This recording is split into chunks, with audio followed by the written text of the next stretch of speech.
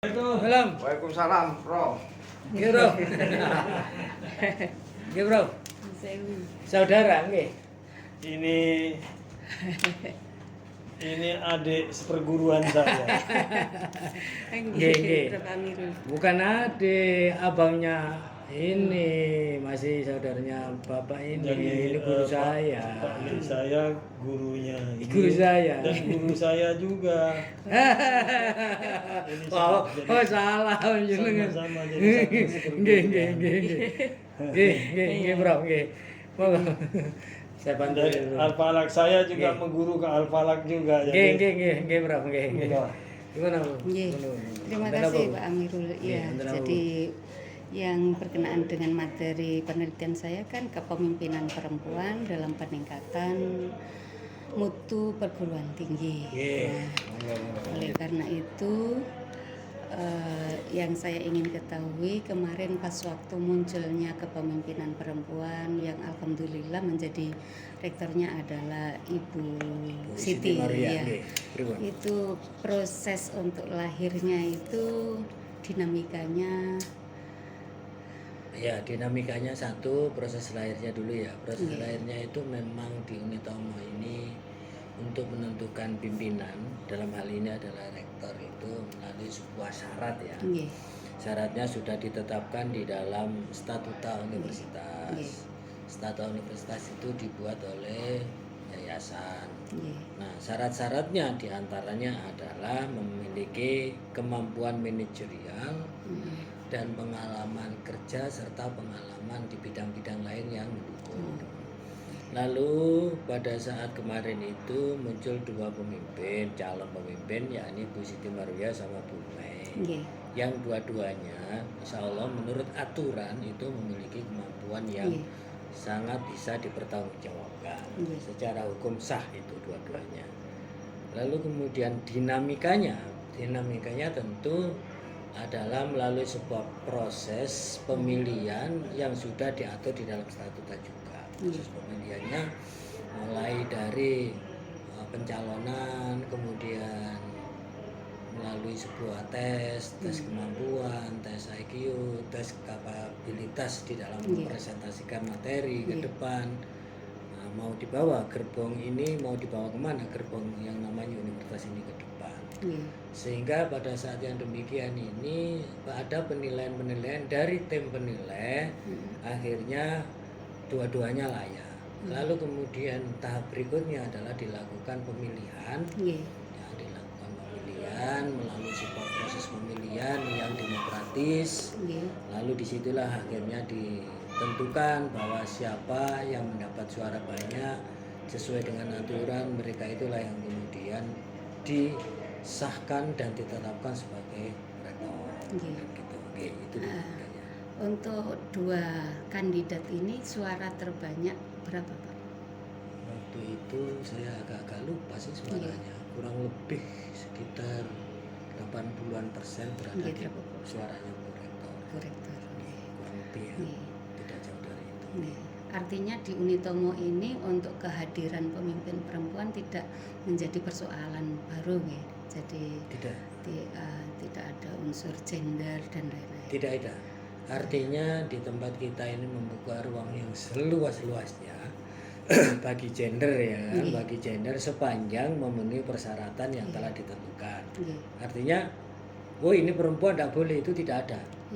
Siapapun yang memiliki kemampuan sesuai dengan aturan yang ada, maka mereka berhak. Nah, kebetulan kemarin calonnya memang dua-duanya perempuan. Sehingga tidak persoalan, walaupun nanti calonnya pada waktu itu laki sama perempuan, itu pun juga tidak persoalan karena memang sudah memenuhi aturan yang ditetapkan. Sehingga gender di sini ini terakomodasi. Itu. Jadi mulai dari pimpinan pusat sampai kepada dekan dan ke bawah itu kita tidak mempertimbangkan ini laki ini perempuan, tetapi kita justru lebih mempertimbangkan kapabilitas atau dalam bahasa lain kita kasih tanda petik profesionalismenya orang. Itu. Untuk selama ini sudah hampir 1 tahun jalan ya? Ya, lebih. 1 tahun lebih, Bu Rektor untuk menjalankan tugas utama di sini. untuk gayanya dalam apa ya istilahnya mendampingi kawan-kawan menuju Unitomo yang berdaya saing. Ya, Unitomo kita namanya Unitomo yang maju bahasanya. Maju itu adalah dari istilah M-nya itu mekar, A-nya itu adaptif, terus J-nya itu jejaring, kemudian U-nya itu unggul. Jadi menuju Unitomo ini yang lebih memiliki jaringan yang luas dan akhirnya tujuannya adalah unggul. Unggul itu kan sudah target yang tertinggi dari sebuah organisasi.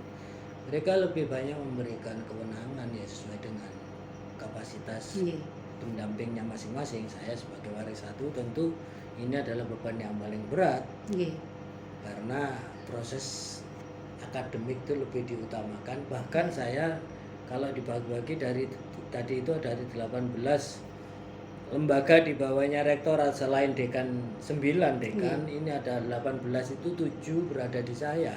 9 berada di saya.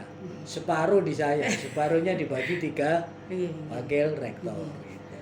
Oh iya, karena Bapak kan rektor 1, jadi membawahi akademik. Ya, akademik ya.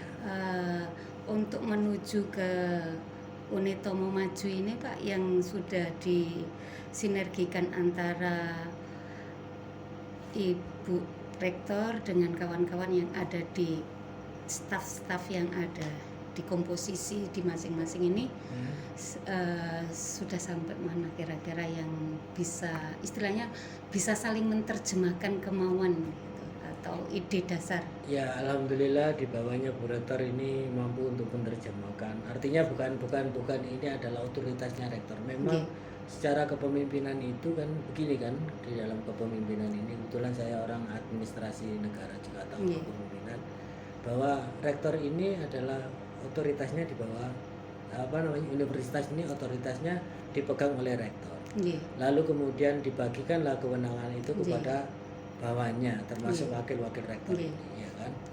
Nah, wakil-wakil rektor yang berada di bawah rektor ini alhamdulillah memiliki kemampuan masing-masing sesuai dengan kompetensinya sehingga mudah untuk menerjemahkan apa yang menjadi keinginan Bu Rektor atau dalam kata lain bahkan ini adalah kemauan bersama. Kenapa dikatakan kemauan bersama? Karena itu sudah diwujudkan pada saat kita memaparkan visi misi dan program kerja itu kan dibuat bersama antara rektor dengan wakil rektor sehingga pada saat pelaksanaan apa yang akan dituju itu sudah istilahnya sudah bisa diterjemahkan oleh masing-masing wakil rektor sesuai dengan bidangnya masing-masing. Yang walaupun tadi saya katakan notabene saya paling banyak gitu ya. Paling banyak karena memang di perguruan tinggi manapun bidang akademik ini memang porsinya paling banyak untuk mengurusi untuk mengurusi aktivitas menuju Unitomo yang berkualitas tadi unggul tadi. Untuk menuju ke sana Pak, tentunya kan di antara Tridharma perguruan tinggi yang menjadi amanah besar itu ya, itu kan bagaimana kita bisa menjaring mahasiswa sebanyak-banyaknya yang memiliki kapasitas luaran tentu ya. Yang kedua adalah memiliki dosen yang siap untuk mengisi di zamannya. Nah, sekarang ini kan di era menuju 5.0 ini tentu ada semacam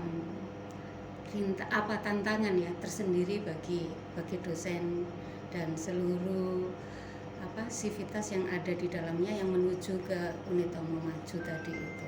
Nah, kiat yang kira-kira Bapak selaku di akademik ini? Ya, ini kan sebenarnya antara Warek 1, 2, 3, 4 sama rektor ini kan sudah menjadi satu kesatuan. Namun demikian universitas seperti Unitomo ini adalah universitas swasta. Ini ibaratnya saya katakan bahwa pengelolanya harus kreatif, harus inovatif dibanding dengan perguruan tinggi negeri ini. Mohon maaf, saya tidak menghina perguruan tinggi negeri, hanya saya membandingkan. Kenapa demikian? Argumentasinya begini.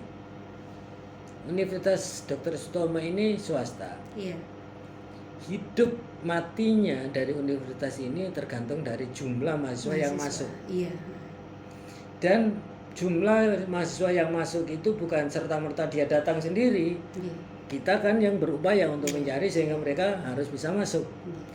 Ini berbanding terbalik dengan negeri. Iya. Negeri itu tanpa mencari, Mahasiswa datang. begitu datang masuk tinggal memilih. Iya. Milih kemudian masuk. Nah, kemudian begitu masuk mereka juga tidak hanya tergantung dari SPP-nya mahasiswa. Iya. Karena pegawai negerinya, artinya pegawai-pegawainya sudah dibayar oleh negara. Kalau kita ini mahasiswa masuk, bagaimana caranya masuk? Berarti kita harus berupaya untuk mempromosikan kan gitu kan. Iya. Iya. Setelah itu mahasiswa masuk, berarti uang masuk. Begitu uang masuk, bagaimana mengelola uang masuk itu sendiri sehingga kemudian bisa diperuntukkan untuk seluruh kebutuhan gaji karyawan, dosen dan seterusnya, termasuk pemeliharaan gedung dan lain sebagainya. Ini kan berat, lebih berat ketimbang ini tadi ya. Kalau ini orang sudah datang sendiri, tinggal hitung berapa yang dibutuhkan, sisanya ditolak. Kalau kita enggak, bagaimana bisa datang, ketika datang kemudian bisa masuk dan bisa dipelihara sehingga ini bisa memberikan uang, artinya tambahan uang untuk pengelolaan di universitas ini. Nah, ini berarti ada sebuah kiat-kiat yang kreatif, artinya bahwa kita tidak bisa kemudian memberikan sebuah treatment yang itu kira-kira tidak cocok dengan jumlah mahasiswa yang masuk atau kualitas mahasiswa yang masuk. Karena bagaimanapun juga bahwa kita harus adaptif, ini artinya bahwa mahasiswa kita ini kalau kita bilang adalah mahasiswa sisa dari perguruan tinggi negeri, sehingga kapasitasnya agak rendah. Nah, bagaimana persoalan memandaikan orang yang kurang pandai ini dibanding kalau negeri kan masuk sudah pandai. Kalau orang sudah pandai ini udah dikasih pelajaran apa saja, insya Allah nggak ada masalah.